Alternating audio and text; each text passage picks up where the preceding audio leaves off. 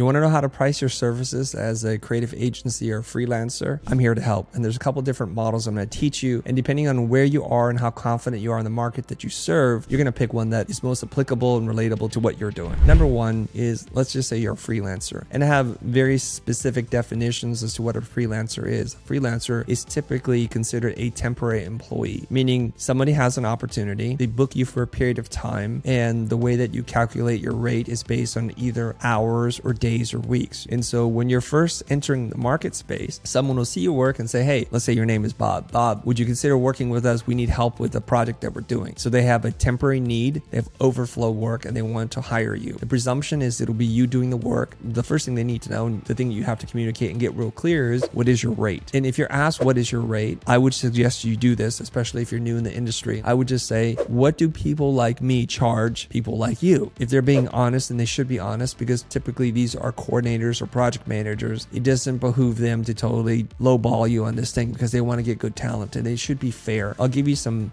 signals to look out for if they're not being fair to you. So they're gonna say, oh, okay, yeah, typically we pay people like you who are straight out of school $250 a day to do this. And you're like, okay, sounds pretty good. And what are the hours in which people are working? It's an 8-hour day. Perfect. And is it okay if I work remotely? Everything's cool. And then most of the stress about working for them is resolved now, because now you know the rate, you know the hours they expect you to work. So they're not going to be calling you at midnight and saying, hey, why haven't you finished this work? Well, it's been 8 hours. I gave my best 8 hours to you, and I'm going to stop working now. Okay. Let's just be clear. A couple of things I want you to look out for is how they speak to you, their tonality. Do they seem like they're open and respectful, or they look like they're just trying to grind you? And you can tell because they're hesitant. They say funny things and their expressions are a little weird. And here's why. When you tell the truth, it requires no brain power at all. What's your name? It's Bob. How old are you? I'm 24, right? But it's like, who have you worked with before? Well, a lot of people. You see, that's a vague, generic answer with some weird pauses in between. That's how you can tell usually somebody's making up something, how they're fabricating a piece of information. So if you're a straight shooter, hopefully they're a straight shooter too. And this is perfectly fine.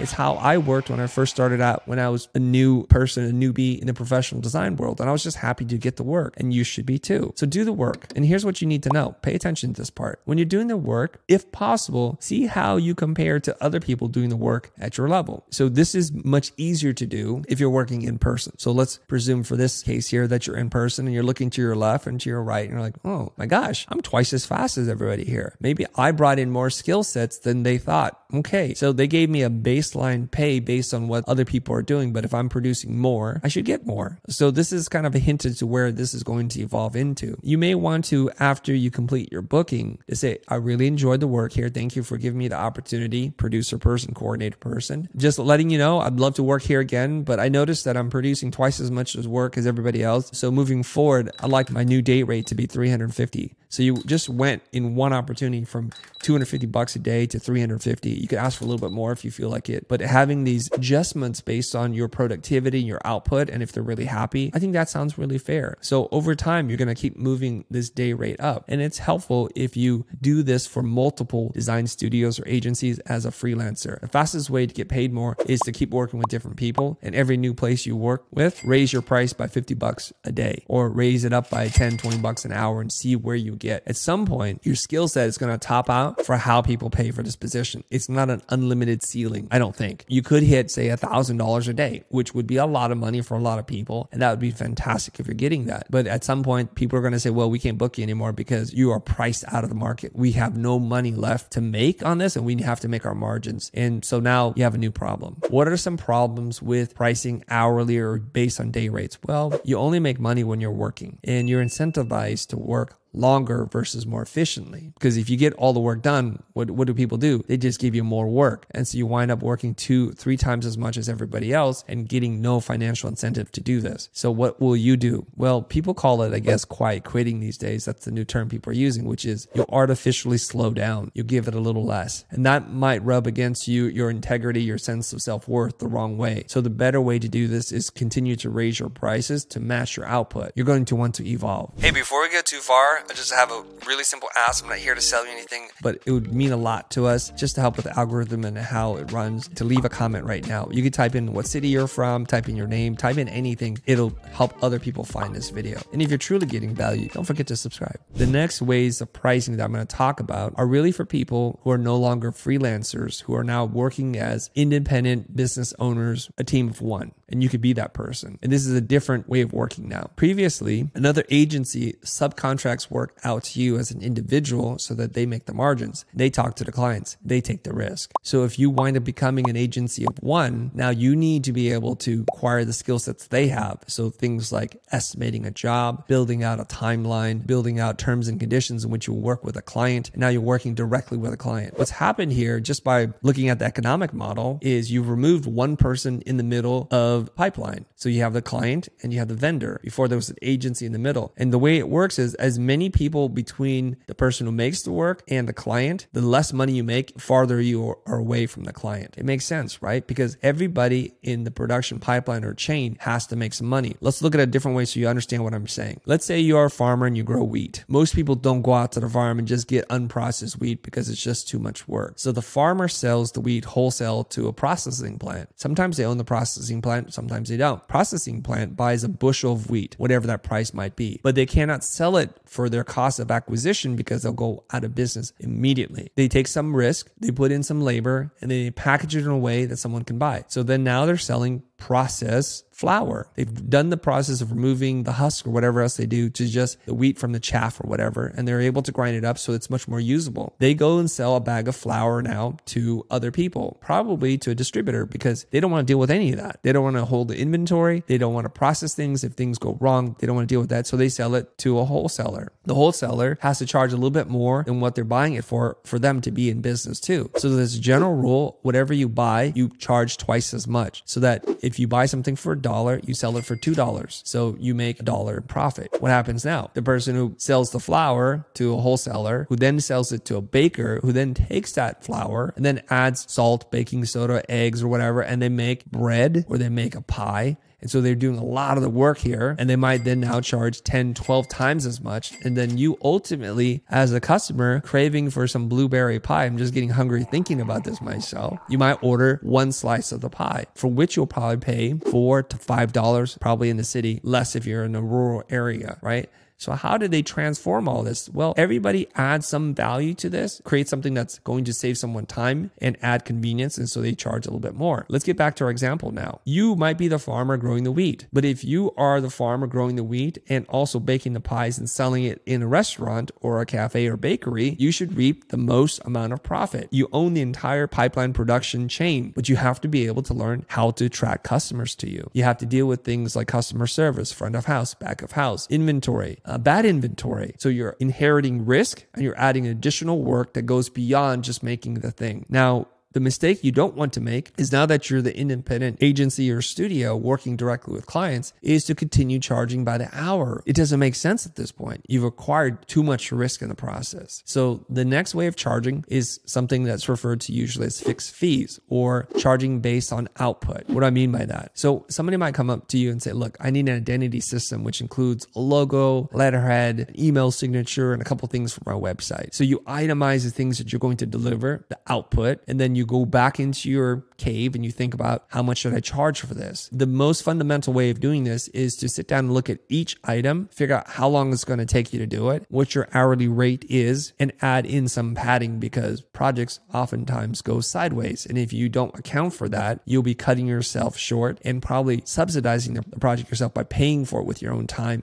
and not charging appropriately. Now, here's the thing. The client already knows this and assumes you're going to pad the budget a little bit. It's going to cost more than if they were going to pay you hourly. Now, why would they think this? And this is like one of those mental puzzles that a lot of creatives can't figure out. The reason why is because if you were to charge them hourly, they have no control or transparency over what's happening. So what they do is that they're going to manage your time, and it's not what they want to do. You know what I mean? You ever have a contractor come over who's billing you hourly and you're like, are you eating lunch and are you charging me for that right now? Or it seems like you're on your phone checking social media. So now I become a manager of your time versus do what you need to do. I just want you to repair that hole in the wall. I really just literally need you to do that. And for that, there's a value in my mind. So what I'm asking you to do is now to take on the risk, and I don't want any of the risk. Whoever takes on the risk makes more money. So in the case of the identity system, they need a couple of pieces. You do your thing. I don't want to manage you. I just want what I want at the end of it. And for that, I'm willing to pay $3,000, $5,000, $25,000.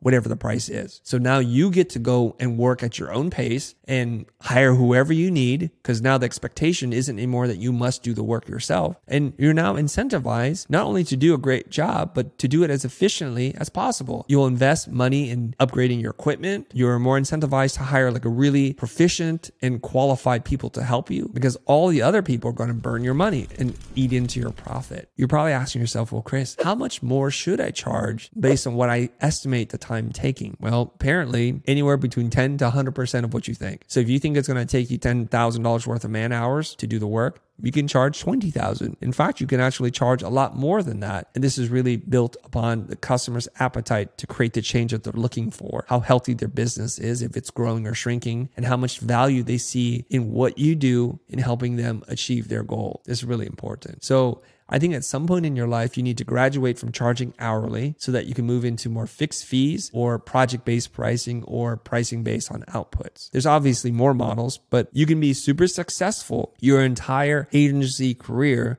by just charging fixed fees. Matter of fact, I used to run a design firm that did somewhere between $4 to $6 million every single year. And for the vast majority of that time, we did fixed fees. The reason why we did that was because we worked with an agency who then served a client, and they needed transparency on the price. What do they care about? Most of the time, they just care about the bottom line. So over time, we learned that it did not serve us anymore to itemize each and every single item with the title, the rate, and the amount of time. Because all they do is they flip to the last or the first page, depending on where you put the grand total, usually on the first page. They go right to the bottom, it's bold, and they see the number, $274,000. They either can afford it or they can't. So they don't even bother going into little bits. So over time, what we evolved was we made that opaque. They could no longer see what we were doing to be able to achieve the result. So we spent more of our energy focusing on the deliverables to say, this is what you'll get. These are the terms and conditions in which we'll work, 9 to 5, whatever. Those aren't our hours, and Monday through Friday. And for each one of these things, you're allotted 3 rounds of revisions maximum. And revisions constitute tweaking, not starting over. And if you delay the project more than say 2 weeks, we'll close down the project and we'll start again with a new bid, because we can't afford to keep paying people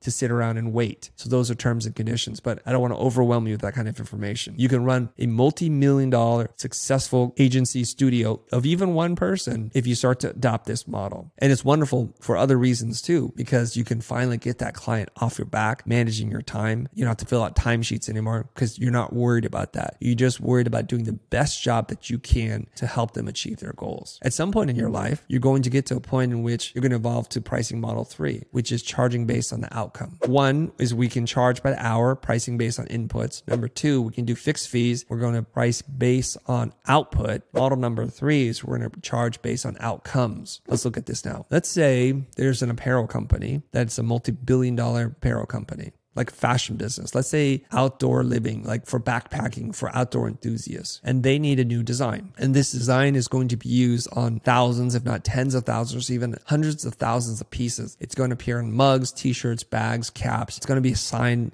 in 12 of their locations, probably more than that if they're that wealthy. So even if you charge based on output, one logo, one design, one illustration, you're going to shoot yourself in the foot, because the value to that company, this outdoors company, is so much higher than the thing that you make. So this is where illustrators, artists, and photographers have already figured out something that designers haven't. So we can learn something from them. They asked us one question, which is, what is the usage? What kind of rights do you want to own? Because what they're doing is they're thinking about licensing this image, this illustration, this design to them. They don't even own it. It's a wild concept that designers can't figure out. It's not like it's never been done before. So the reason why they asked about usage is they're trying to determine how many impressions are going to be created based on the thing that I do. So, so we're going to print 10,000 posters. That's 10,000 impressions. We're going to do 4,000 mugs. That's 14,000 now. And the list goes on and on. And what markets are you going to be releasing this to? North America, South America, worldwide. So it's a global project. Okay, that's even greater reach and distribution. So therefore, outside of just doing the work, we're going to charge something based on the value to the customer. So we're getting into now value-based pricing, what many would consider the holy grail, when you're able to charge truly based on the percentage of value that you create for the company. Let me give you a different example so we can wrap our heads around this. Let's say somebody is an e-commerce company. They primarily do business online and they have a sales page and they sell a widget for X number of price. So many people who visit the site actually convert to being a customer. This is now in the realm of copywriting and design. So they figure at their rate right now, they sell 1,000 widgets a month. And you look at the site and you're like, you know what? Based on my professional experience, what I've been able to do for other clients, I can easily increase your sales percentage by X number. Let's just say 25%. So now every single month, instead of selling 1,000, they're going to sell 1,250. Each of those 250 units has a price for them and a profit for that company. Let's say it's $100. So by changing a few things based on your expertise and your knowledge, you're going to create $25,000 of new net income for this company. And that's just 1 month. And if we were to, for simple math, multiply that by 10 months, so now you've created net revenue for them, $250,000. So the conversation should be around what percentage feels fair based on value created. I want to capture some of that. And you can say, I want to get 10% of that. I want to get 20%. You can even get up to 80% or whatever number you can negotiate depending on your negotiation skills. This is now value-based pricing. And if it's true that you can do this and this result is desired, most fair-minded entrepreneurs can see the value and will pay you some percentage of this. And let's just take 10% of 250,000. That now is $25,000. So you can say, look, based on what I know, I'm going to guarantee you a result, or I'm going to keep working on it until I get you that 25% improvement in conversion. And for that, I'm going to charge you a flat fee of $25,000 or $50,000. And they're looking at spending 50 or 25 to gain 250. It's a good deal every day of the week. That's called value-based pricing. There are other models involved, including a royalty or commission, where you're actually participating in the profit of this, but that's even more advanced. And just let me quickly explain what that means. So here in this situation, I'm going to charge you nothing up front, but for a period of time or in perpetuity, meaning forever, I will collect a percentage of every sale that's generated. And so this is a fantastic model, especially if you believe that the companies run well, they have a good product, that you can actually impact the bottom line, and that they're fair and honest people. I would not build an entire agency around this fourth model, which is profit participation, because it's a little bit of a gamble and you won't see money coming in right away. So like everything, it's a balance of having a couple of different models of pricing so you can keep the lights on, so you have some job security, or that you don't stay up late at night worrying that you can't pay for the overhead that you've acquired. But having one or two of these profit participating partners, and word partners is used very deliberately here because you're actually in partnership with them. Their success and your ability to make money are tied together. That's a true partnership. So I hope this helps. A couple different ways of looking at how to price your creative services. Hopefully you can find the one that fits for you, and don't feel pressured that you need to be somewhere at a specific time that you're not doing well. If you're making money, if you're making profit, and you're living a happy life, what more can you ask for?